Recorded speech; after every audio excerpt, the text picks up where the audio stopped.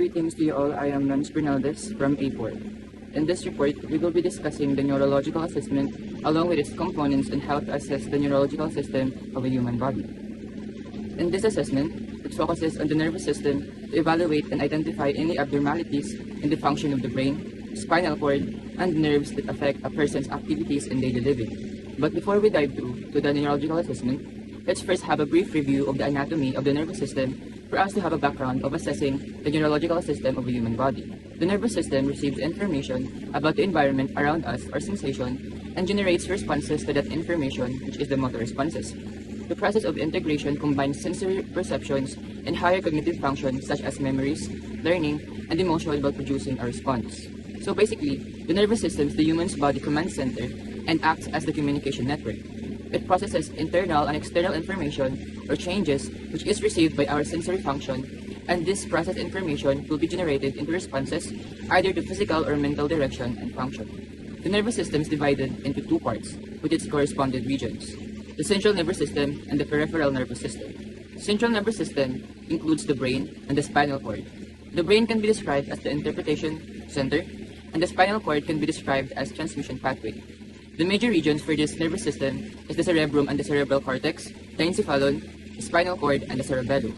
In the central nervous system, the processing of information happens in the brain because the human brain regulates bodily functions, thoughts, and emotions, which relieve billions of interconnected neurons to process information and direct actions. While the spinal cord serves as transmission pathway, which officiates the leading of this processed information of the brain to the nerves, which triggers motor responses. And now the peripheral nervous system. It consists of cranial nerves and spinal nerves that exist outside of the brain, spinal cord, and autonomic nervous system. The main function of the peripheral nervous system is to connect the limbs and organs to the central nervous system. So under the peripheral system are the nerves, namely the cranial and the spinal nerves. So basically, it holds the limb and organs together for the central nervous system are the brains and the spinal cord. It also reaches to the skin to relay sensory information with the sensory nerves and execute motor commands through the motor nerves. Now about cranial nerves. Cranial nerves are connected directly to the brain, primarily responsible for the sensory and motor functions of the head and neck. In cranial nerves, there are 12 nerves that are designated through Roman numerals, which will be further discussed later. Also, to easily memorize the 12 cranial nerves, especially for medical students, there is a traditional mnemonic named the 12 nerves. It is the "all once one takes the anatomy, final very good vacations are heaven." Every initial of each word and interjection of this phrase stands for the initial of each of the 12 cranial nerves in the sequence. And when it comes to the spinal nerves are connected to the brain via the spinal cord. All spinal nerves are combined sensory and motor nerves. In spinal nerve, these are nerves that connect to the brain to the spinal cord for the transmission of sensory, motor, and autonomic signals.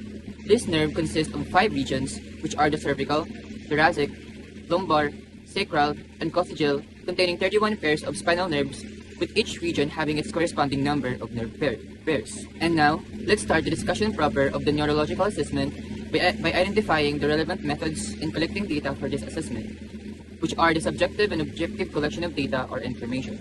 For every medical assessment, collection of data is very much necessary to be done by a medical staff or team. In collecting data, patients are expected to be further assessed or understood in order to establish the necessary medical care or process and evaluation. In a subjective assessment, it collects data from the patient using effective communication and pay particular attention to what the patient is reporting, including current symptoms and any history of neurological illness. This includes the patient's biography, history of the present health problem, family history, and etc. In a subjective assessment, make sure that the questions to be asked to the patient are specified or can be measured rather than questions that are answerable by yes or no.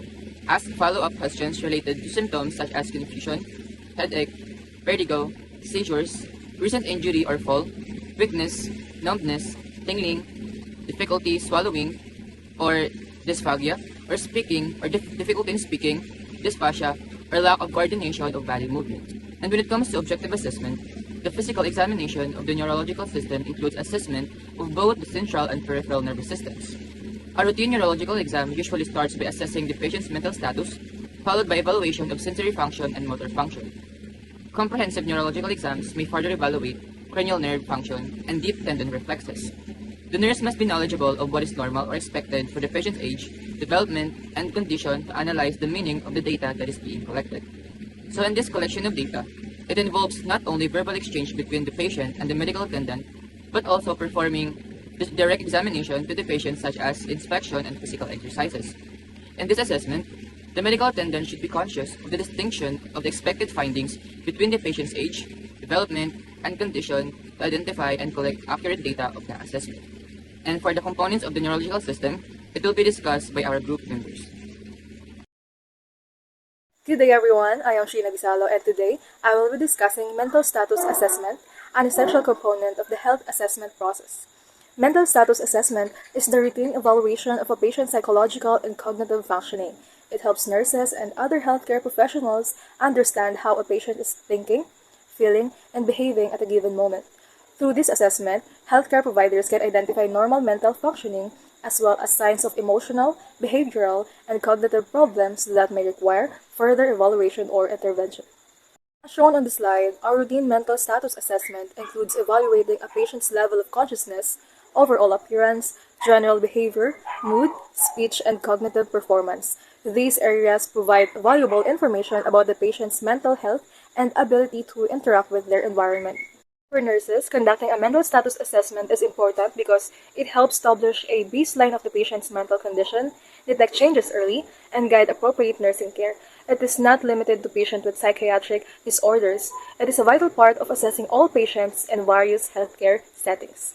In this presentation, we will discuss each component of the mental status assessment, understand its significance, and learn how nurses use these observations to provide safe, holistic, and patient-centered care. Now that you have an overview of mental status assessment, let us begin by examining its different components and how each one contributes to understanding a patient's mental health status. The first component of mental status assessment is consciousness, which is one of the most important components of a neurological assessment.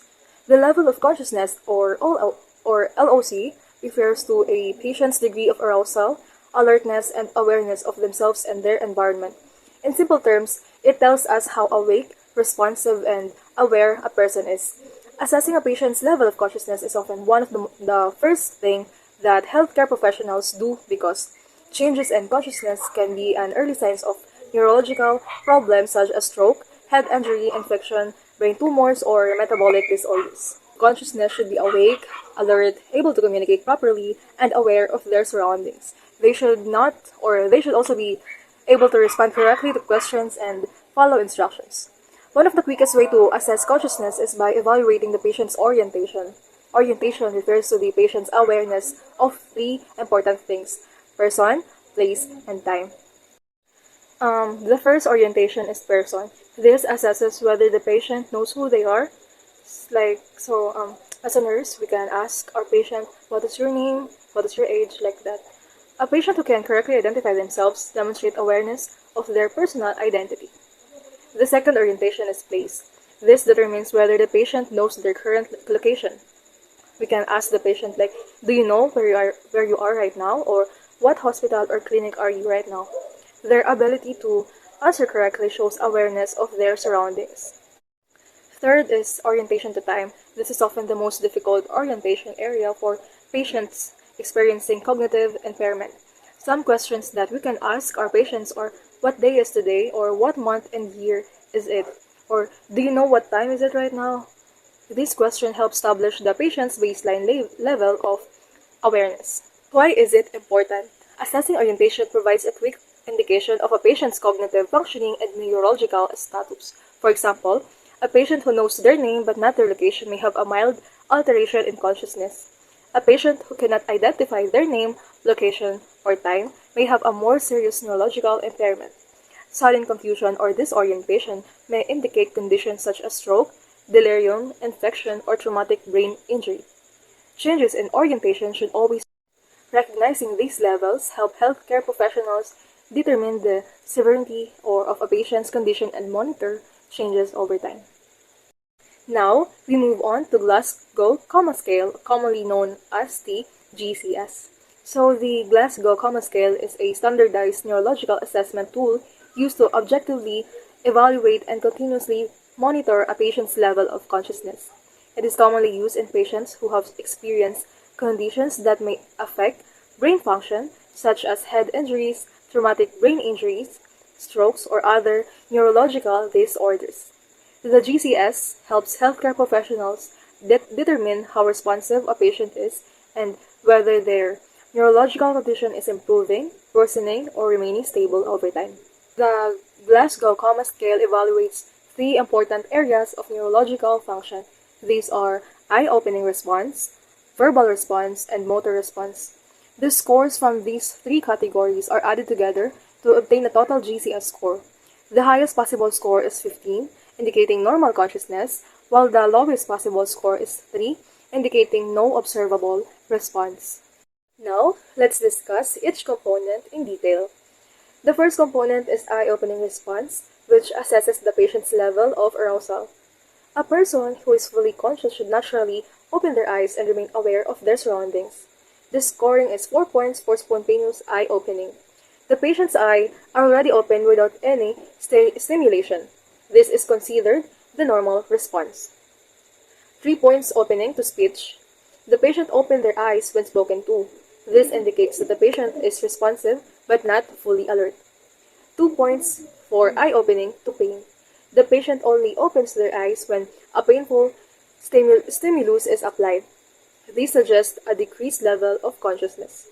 1 point for no eye opening. The patient does not open their eyes despite verbal or painful stimulation. For example, if a nurse enters the room and the patient is already awake with their eyes open, they receive a score of 4. The second component is verbal response, which assesses the patient's ability to communicate and their orientation. This helps determine how well the brain is processing information. The scoring is 5 for oriented, is when the patient knows who they are, where they are, and the current date or time. They answer questions correctly and appropriately. 4 points for confused. The patient can speak and answer questions but is disoriented or confused. 3 points for inappropriate words. When the patient speaks random words that do not fit the conversation. 2 points for incomprehensible sounds. The patient only makes sounds such as moaning or groaning. 1 point for no verbal response. The patient makes no sounds at all. For example, if you ask the patient their name and where they are and they answer correctly, the third and most important component is motor response. This evaluates how well the patient responds to commands or physical stimuli. The scoring is 6 points when the patient follows instructions such as when you ask, please ma'am or sir, raise your hand or move your foot please. 5 points when the patient cannot follow commands but attempts to remove or push away the painful stimulus. 4 points when the patient pulls away from pain but does not specifically locate its source. 3 points for abnormal flexion. The arm bends inwards towards the body when painful stimuli are applied. This may indicate damage to areas above the brainstem. 2 points for abnormal extension. The arms and legs are extended rigidly in response to pain. This usually indicates more severe brain damage. And 1 point for no motor response. The patient shows no movement despite any stimulation. For example, if you ask a patient to squeeze your hand and they do so correctly, they receive a score of 5. For interpreting the total GCS score, after assessing the three components, the scores are added together. For example, for eye opening you have 4, verbal response you have 5, motor response you have 6, so you got a total of 15 for GCS. This indicates a fully alert and oriented patient. Generally, 13 to 15 points means mild or no impairment. Patient is alert or only mildly affected. For 9 to 12 points, moderate neurological impairment. 8 or below, severe neurological impairment. The patient may be in a coma. For 3 points, deep unconsciousness with no observable response. A commonly remembered clinical guideline is GCS of 8 or less means intubate and assess. This is because patients with very low scores may be unable to protect their airway.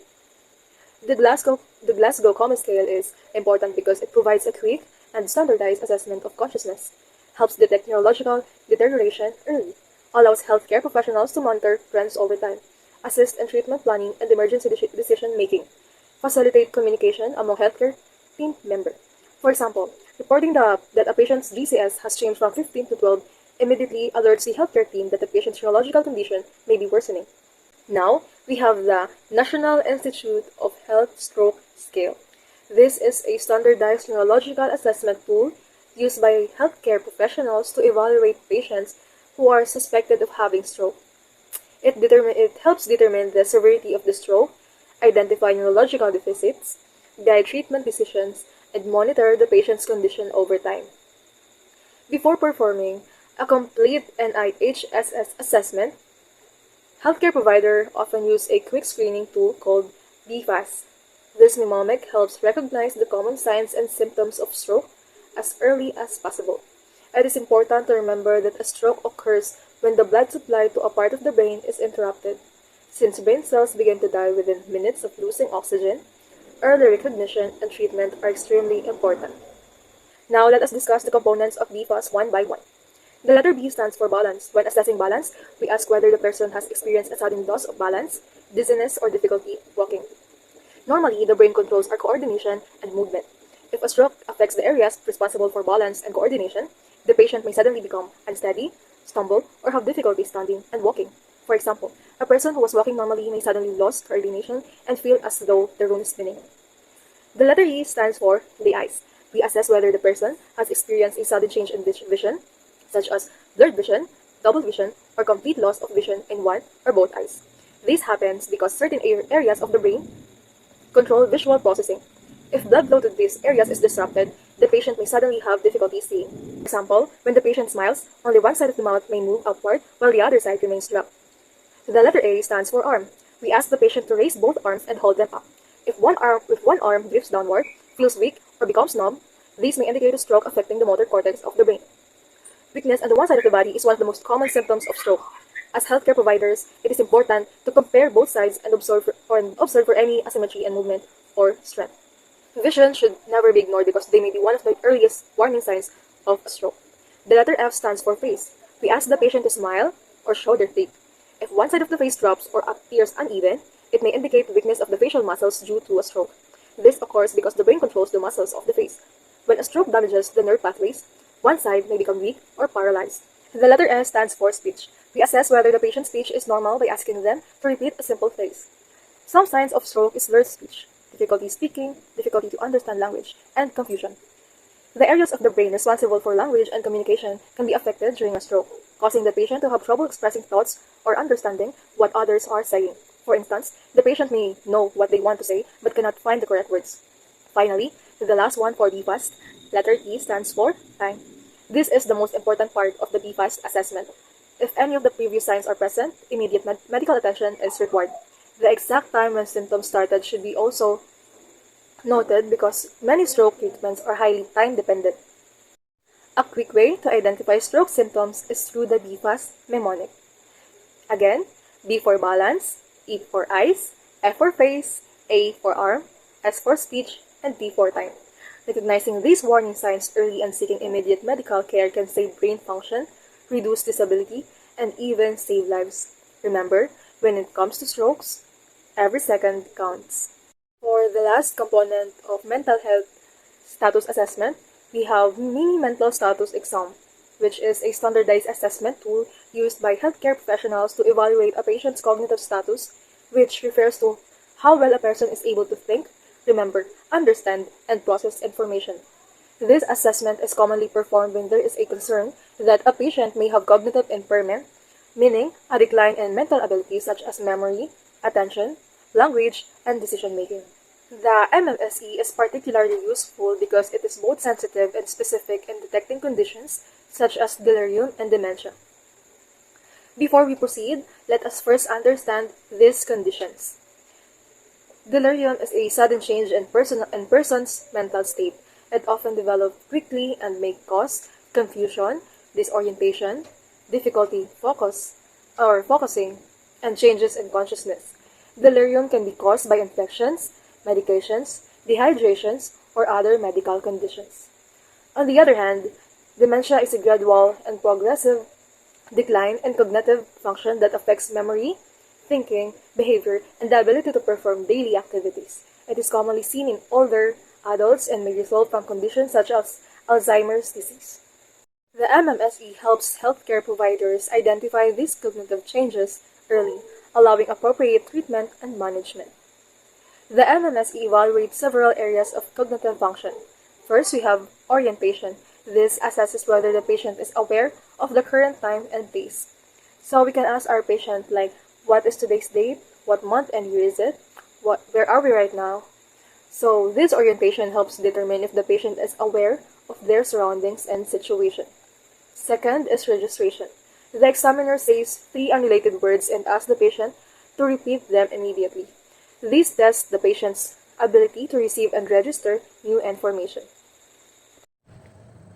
We will be discussing the cranial nerve assessment, a fundamental part of any comprehensive neurological examination. When we perform this assessment, our main goal is to evaluate how well each cranial nerve is functioning. A key rule to remember is that during this test, we always compare the responses from other side of the face and neck to the other. This helps us easily identify any differences, asymmetry, or abnormalities that may indicate an issue with the nerve function. We start at the very first nerve, the olfactory nerve, which control our sense of smell. To test this, we ask the patient to close their eyes and identify common odor, like coffee, peppermint, or any other familiar scent. This simple test tells us if the nerve responsible for smell is working properly. The next one is the optic nerve, which handles our vision. For these tests, it's important to make sure that the area has enough light so that the patient can see clearly. We assess the far vision using the standard Snellen chart, which help us determine how well the patient can see object at the distance. Moving on, we talk about the cranial nerve 3, 4, 5, the oculomotor, trochlear, and abducens nerve. These three nerves work together to control the eye movement and pupil function, so we test them together. First, we check the pupils. We make sure they are round, equal in size, and react properly to the light. It is best to dim the room light slightly before doing this test, as it helps us to see the pupils' response more clearly. Normally, pupil range from 2 to 5 millimeters in diameter, and they should be the same size on both sides. Next, we test the eye movement using a pen light. Stand about 1 foot in front of the patient and ask them to follow the light with only their eyes. No moving their head, move the light in all directions, left to right to left, up and down, and diagonally across the visual field. This checks that the eyes can move smoothly and correctly in every direction. Now, we have the trigeminal nerve, which has both sensory and motor function, so we test both parts. First, we assess the patient to close their eyes, then gently touch different areas of their faces, such as forehead, chin, or cheeks. Using a wisp of cotton, instruct them to say now every time they feel the touch. A normal result is that the patient feels and reports every touch equally on both sides. Then we test its motor function. Ask the patient to clench their teeth tightly and feel the muscles in their jaw, specifically the temporalis and the masseter muscle, to check their strength. Also, ask them to open and close their mouth several times while you observe. We'll look for the symmetry in movement. The patient should be able to clench firmly and close their mouth evenly on both sides. Next, the facial nerve, which control our facial movement and our sense of taste. Again, we test both functions. For motor function, ask the patient to perform different facial movement like smile, show their teeth, close their eyes tightly, pull off their cheeks, frown, and raise their eyebrows. We watch closely to check that all these movements are strong and symmetric on both sides of the face. For sensory function, testing taste. We use cotton swabs moistened with different tastes like salt, sugar, and lemon, or like vinegar. We apply each swab separately to the front of the patient tongue and ask them to identify which taste is. This tells us if the nerve responsible for taste is working correctly. Moving on, cranial nerve 8 is the vestibulocular nerve, responsible for hearing and balance. We test this auditory function using the whispered noise test. It is a quiet room. Stand about 1 to 2 feet away, have the patients cover one ear, and whisper a combination of numbers or words clearly. If done correctly, this test is a quick and effective way to check for hearing loss or impairment. Then, we have the glossopharyngeal nerve. To test it, ask the patient to open their mouth wide and say ah. As they do this, we check the back of their throat. The uvula should stay in the middle, and it should rise evenly and symmetrically when they say ah. This confirms the nerve is functioning properly. Finally, we cover cranial nerve 10, the vagus nerve. This nerve works closely with the glossopharyngeal nerve to control swallowing and gag reflex. To test it, use a cotton swab or tongue depressor to gently touch the back of the patient's throat. We look for two responses. First, a gag reflex, and then a swallow. Both reactions should occur normally, showing these nerves are working together as they should. Next is the spinal accessory nerve, which control muscle in the neck and shoulder. We test the sternocleidomastoid muscle. Face the patient, place your hand against the side of their face, and ask them to turn their head to one side while pushing against your hand with equal force. We check that they can do this with strength and without any weakness and asymmetry. Finally, we reach the last cranial nerve, the hypoglossal nerve. This nerve controls the movement of the tongue, so testing it focuses on checking tongue strength, symmetry, and control. The first and most basic test is to ask the patient to protrude, or to stick out their tongue. A key finding to look for its direction. If there is weaknesses on one side, the tongue will point out toward the affected side. This happens because the muscle on the healthy side work normally, and their movement pushes the tongue toward the side that is not functioning as well. We also have the alternative test to assess strength. Ask the patient to press their tongue firmly against on their cheeks. While they do this, place a finger on the outside of the cheek and apply gentle resistance. This lets us feel how strong the tongue muscles are and check both sides work equally well. A normally result is that the patient can push against the resistance with the equal strength on both sides, and the tongue stays centered and moves smoothly. And that completes our overview of cranial nerve assessment. Remember, careful testing and comparison of both sides are key to identifying any neurological changes or concerns. So, good day everyone, I'm Marquisha Bourbon, and today I will be discussing the 12 cranial nerves and their importance in neurological assessment, the abnormal findings and normal findings. We begin with the cranial nerve 1, which is the olfactory nerve. This nerve is responsible for our sense of smell. So, during assessment, the patient is asked to identify familiar scents.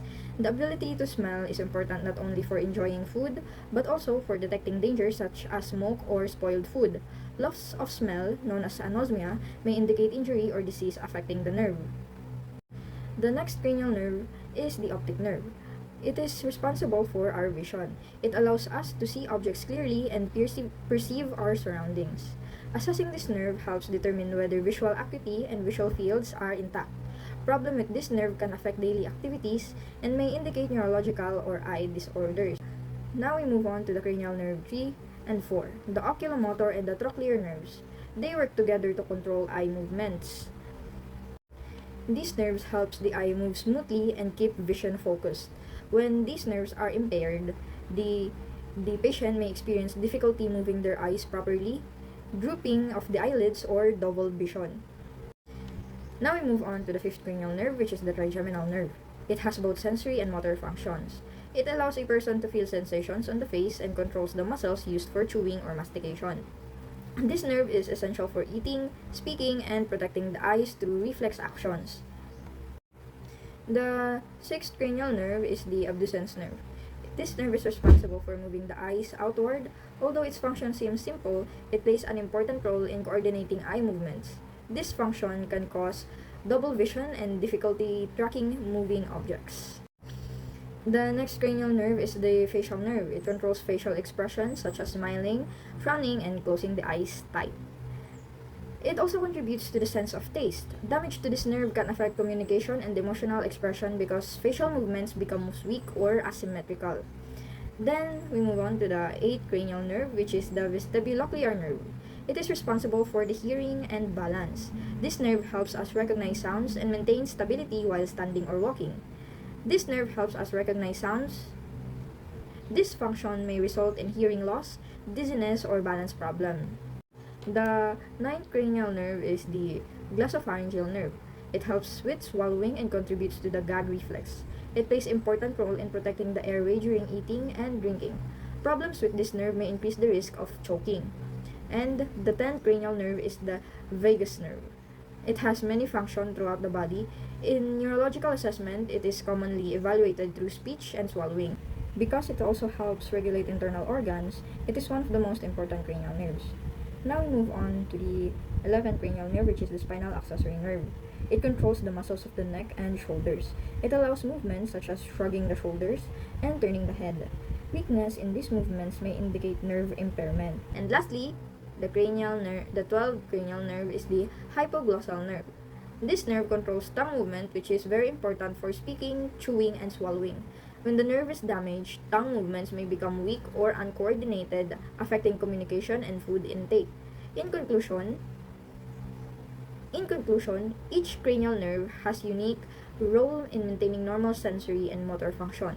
Assessing these nerves helps healthcare professionals identify neurological abnormalities and provide appropriate care. Good day, everyone. I am Eden Ashley B. Bolos, and I will be discussing the sensory system. So, the sensory function exam tests the somatic senses, which are the sensation that we consciously perceive, such as touch, pain, temperature, vibration, and position sense. So, when assessing sensory function, there are two important components that we evaluate. So, the first is the sensory response. So, this refers to how sensory stimuli are perceived and transmitted by the afferent nerves in the peripheral nervous system. So the second is cortical processing. So this refers to how the brain, particularly the cerebral cortex, interprets and gives meaning to those sensory stimuli. So in simple terms, the peripheral nerves receive the information while the brain processes and understands it.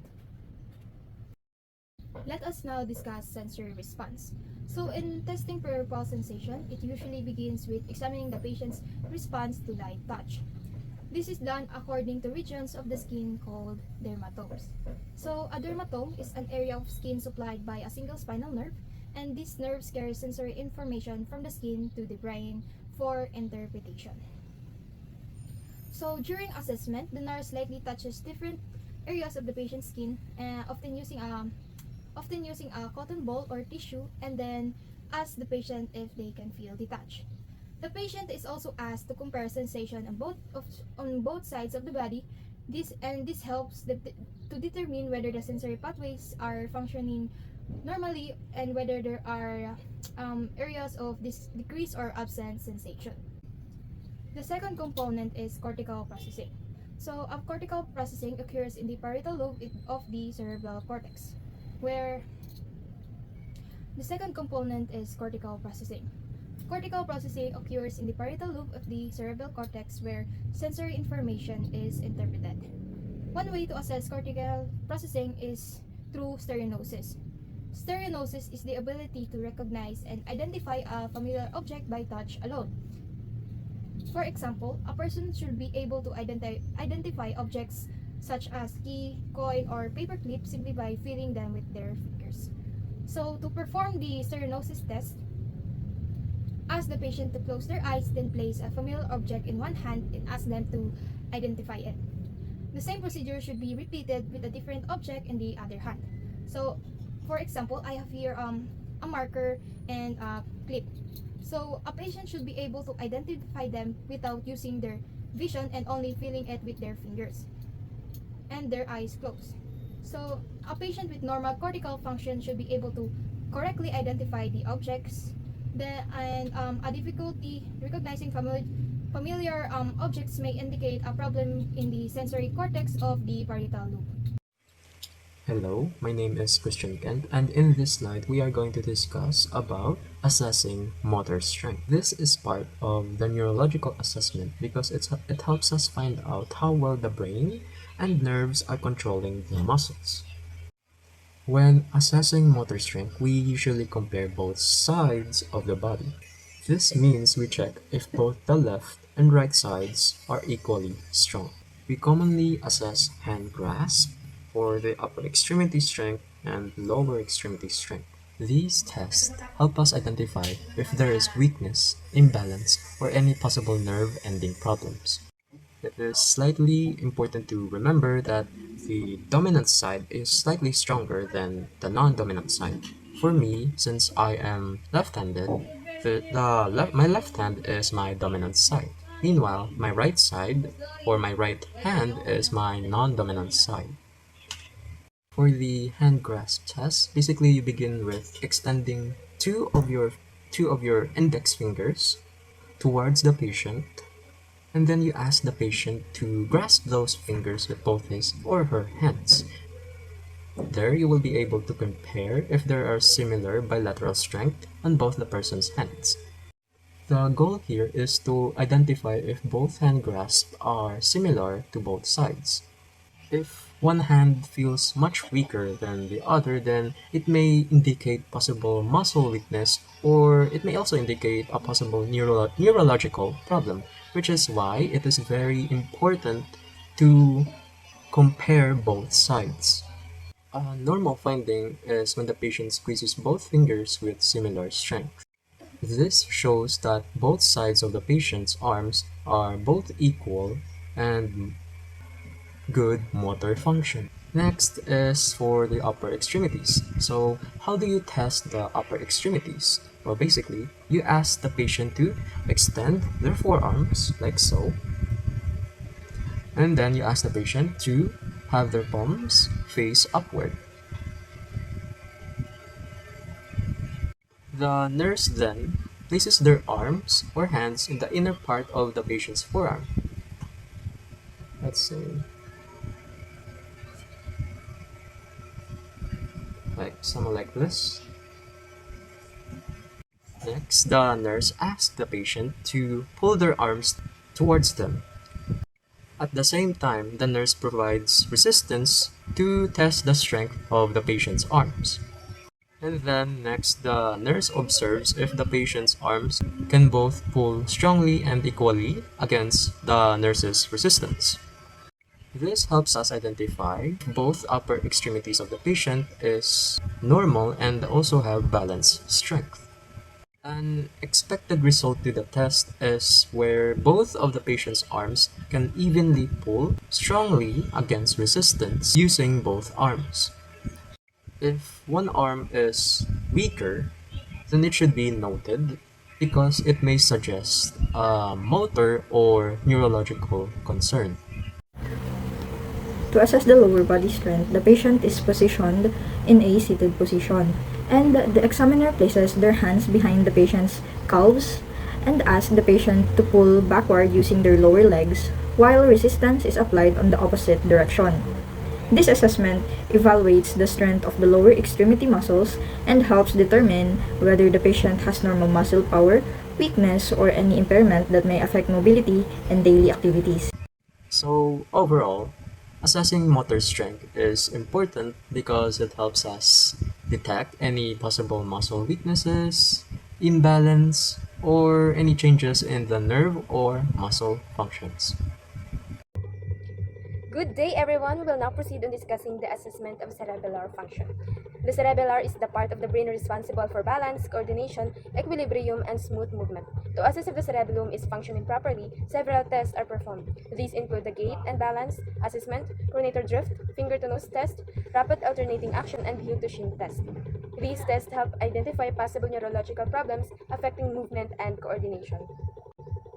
The first assessment is gait and balance. To assess gait and balance, ask the patient to perform the following actions: walk 10 feet, pivot, and walk back. Walk heel to toe while looking straight ahead. Walk on tiptoes, walk on heels.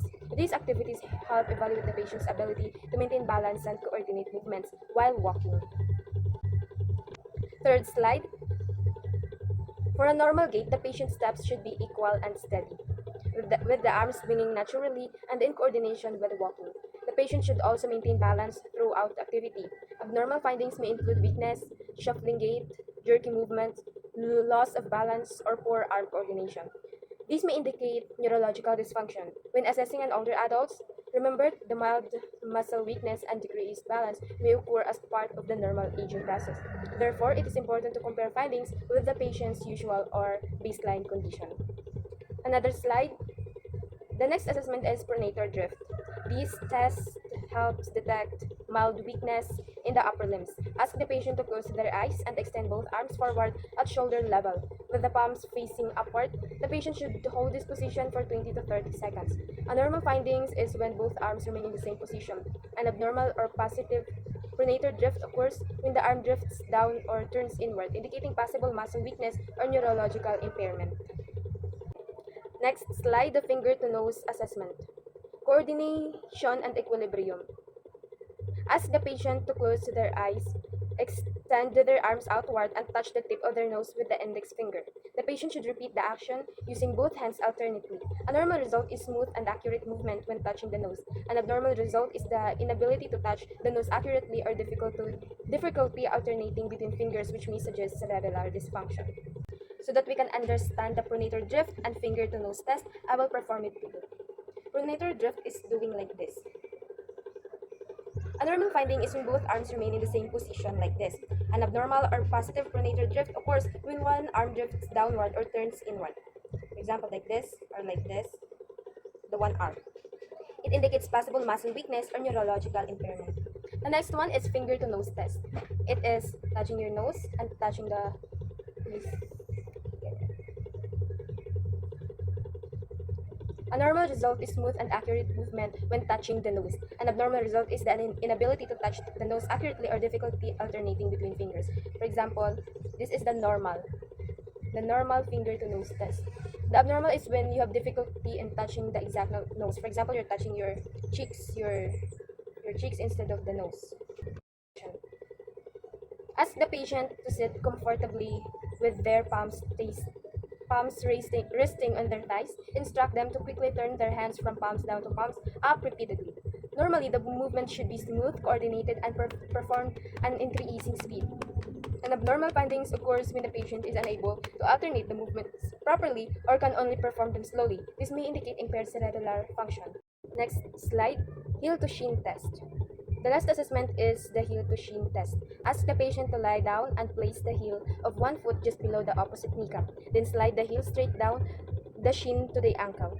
Repeat the procedure on the other leg. A normal result is a smooth and straight movement from the knee to the ankle. An abnormal result occurs when the heel slips off the shin or the patient cannot perform the movement smoothly and accurately. This may indicate problems with coordination and cerebellar function.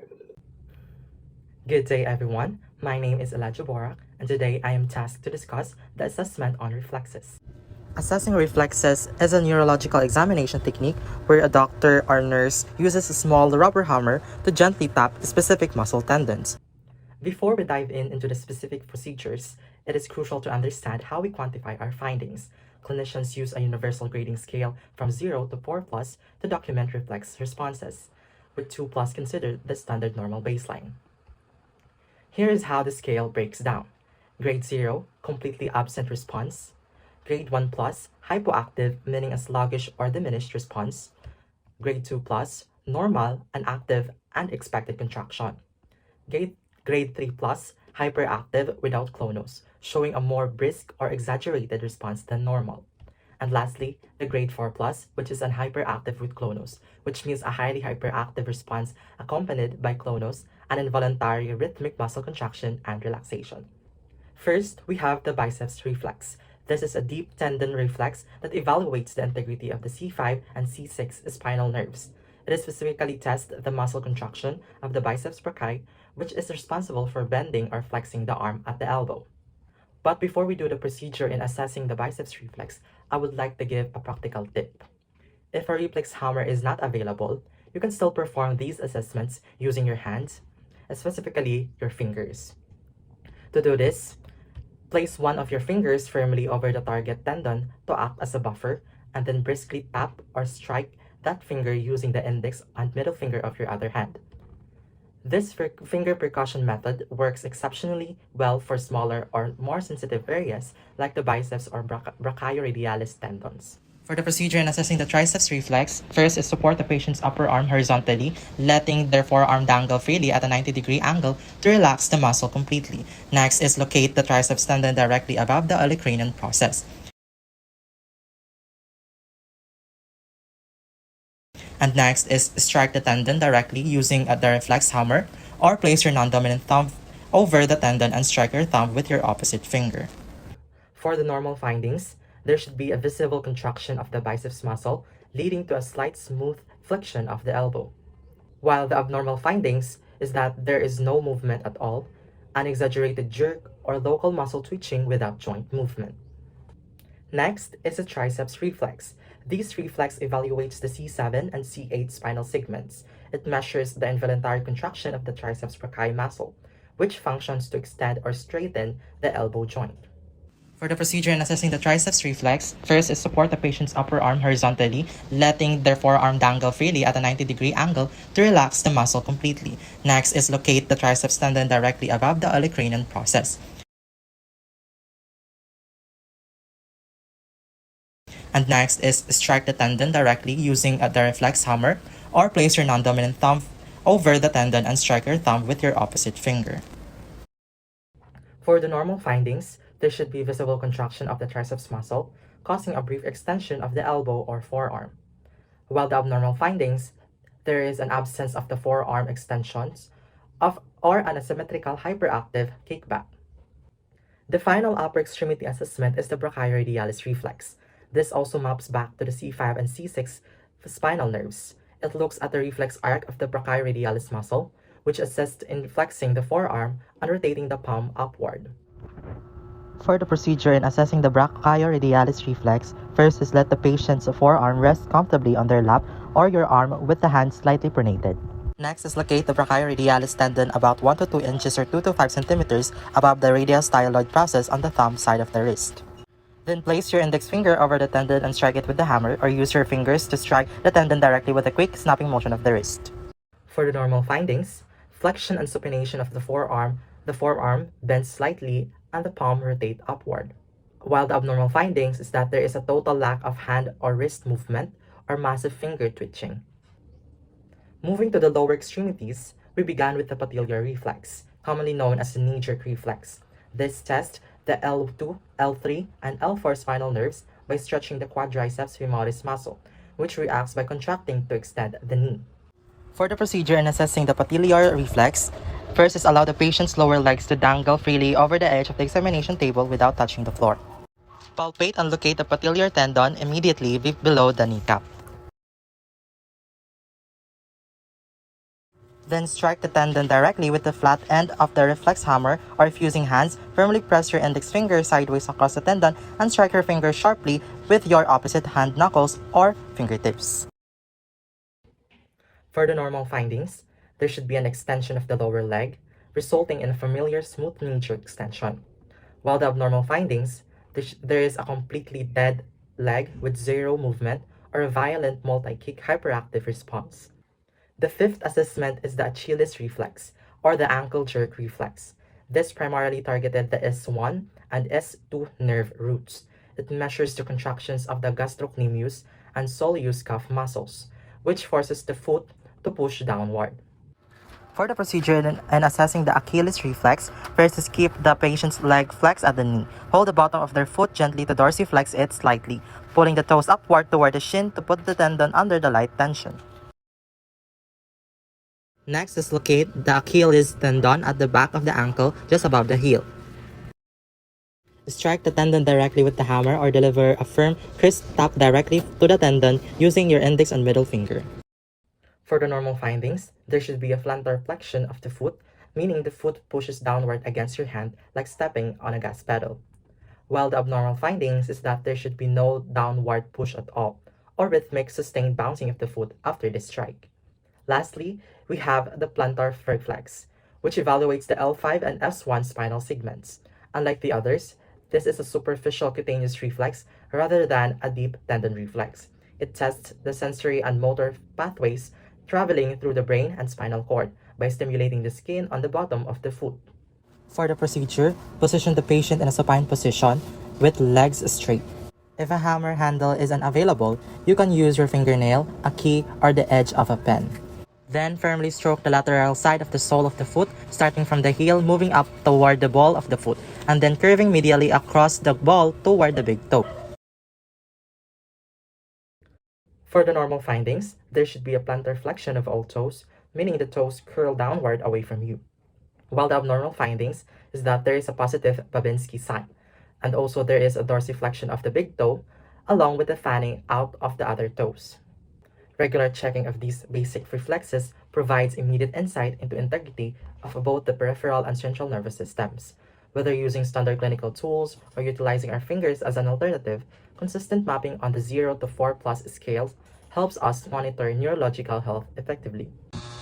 Good day everyone, I'm Nathaniel Bibusa and today I'm going to report my task, which is the newborn reflexes. So have you ever wondered how a newborn baby, despite being small and fragile, already knows how to respond to the world? These answers lies in the newborn reflexes. Automatic and voluntary movements controlled by central nervous system, these reflexes are present at birth and serve as the important indicators of a baby's neurologic health and development. As the infant grows and gains involuntary control over movements, most of the reflexes gradually disappear. These remarkable reflexes include the sucking reflex, rotting reflex, palmar grasp, plantar grasp, molar reflex, tonic neck reflex, and stepping reflex. Each one plays a vital role in helping newborns survive and adapt to their new environment. So the first type of reflex in newborn that I'm going to tackle is the sucking reflex. The sucking reflex is one of the most important reflexes in newborn survival. Present from birth, it enables babies to automatically suck whenever something touches the roof of their mouth. This reflexes works closely with feeding and breastfeeding. Without it, infants would struggle to obtain the nutrients necessary for growth and development. It is amazing to think that a baby already possesses this instinctive ability before ever learning how to eat. It is mastered because it ensures proper feeding and nutrition, support breastfeeding and bottle feeding, and the last one is demonstrate healthy brain and nerve function. The second type of newborn reflex would be the rotting reflex. Imagine being hungry but unable to speak or point to food. Newborns solve this problem through rotting reflex. When a baby's cheek or mouth is gently stroked, the infant automatically turns its head toward touch and opens its mouth in search of a food source. This reflex helps the baby locate the mother's breast or a feeding bottle. Why it matters? It helps the infant find food, promotes successful breastfeeding, and the last one demonstrates the baby's readiness to feed. So the next one is the palmar and plantar grasp reflexes. One of the most fascinating newborn reflexes is the grasp reflex. The palmar grasp reflex, when an object or finger is placed on a baby's palm, the infant instinctively closes their fingers around it. The grip can be surprisingly strong. While plantar grasp reflex, similarly, then the sole of the baby's foot is touched to the toes curled downward as trying to grasp the object. The next one would be the molar reflex or startle reflex. The molar reflex is often called the startle reflex. It occurs when a baby hears a loud noise, experiences a sudden movement, or feels as though they are falling. The infant responds by extending the arms and leg outward, opening the hands, and then quickly bringing the arms backward toward the body. This reflex is thought to be an evolutionary survival response that helps infants react to sudden environmental changes. It matters because it indicates healthy brain stem function, helps healthcare professionals assess neurologic health, and demonstrates the baby's neutral response to unexpected stimuli. So in conclusion, for our topic, which is the assessing the neurologic system, is a vital part of evaluating a patient's overall health and well-being. Through a comprehensive examination of mental status, cranial nerve function, motor and sensory abilities, reflexes, coordination, and the level of consciousness, healthcare professionals can identify abnormalities that may indicate underlying neurological disorders. In newborns, the presence of normal reflexes such as the Moro, rotting, sucking, grasp, and Babinski reflex provides important evidence of healthy neurological development and maturation. A thorough neurologic assessment not only happens to detect diseases and injuries affecting the nervous system, but also guides timely intervention that can improve patient outcome. By understanding how the brain, spinal cord, and peripheral nerves work together to control the body functions, healthcare providers can better recognize changes in neurological status and deliver appropriate care. Ultimately, the neurologic system serves as a cornerstone of the patient evaluation, promoting early diagnosis, effective treatment, and maintenance of optimal neurologic health throughout the lifespan. Thank you for listening and have a good day, everyone.